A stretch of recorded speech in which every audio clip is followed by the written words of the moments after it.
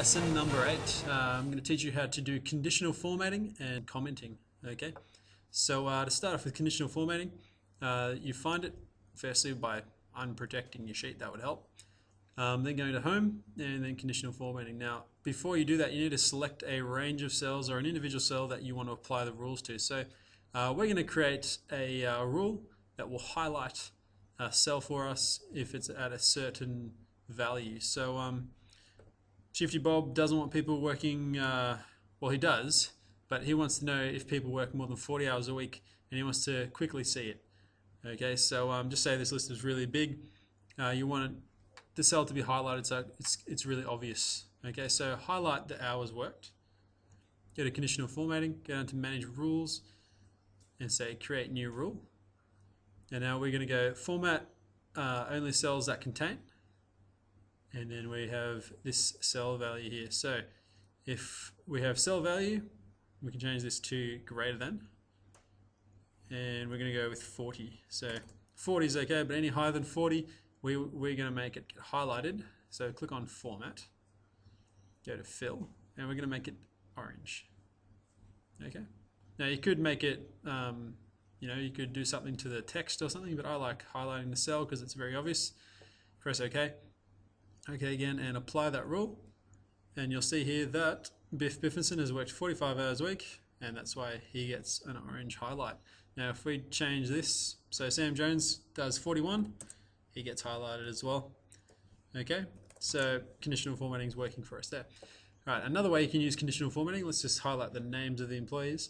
Just say Shifty Bob really doesn't like superheroes, so he's made a rule to look out for any Waynes, in his employee list, and it so happens that there is one, but he might not have noticed. So we're going to make a rule that looks out for any Waynes. So format cells that only contain specific text, and we're going to type in Wayne.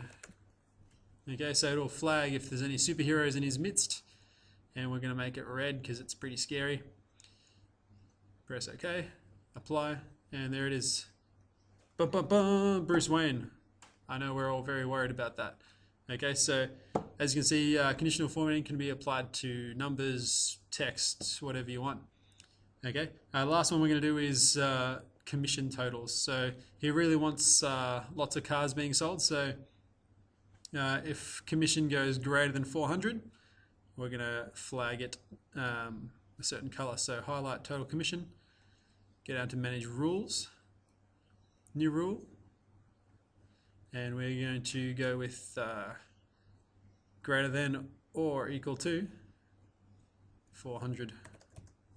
Okay, and we're going to format that into purple, maybe a lighter purple. Press OK, apply the rule, and there we go. So we know that these two guys have got lots of commission. Okay, so conditional formatting can be used in this way, and it can be quite handy. Next up we have commenting. Now comments are really useful if you want to explain why some data is different than normal, like if there's an anomaly or something. Okay, so for example, Biff Biffson here has worked more than 40 hours a week, and it's been flagged here, but maybe we need a little bit more information about it. So you can put in a comment by going to the Review tab and then New Comment. And now you can write in a reason why so that the user can figure it out, or maybe the user wants to put the extra information in there. Maybe Biff called up and explained why. So we're going to write in missed a few hours being sick, worked back on Friday. Okay, I don't know, something random like that.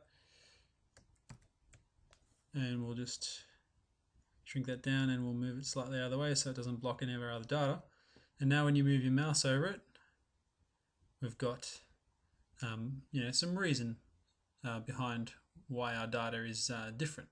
Okay, now you can do that to any cell, but for the purpose of this tutorial I just want you to do it to this one. Alright, so that's commenting.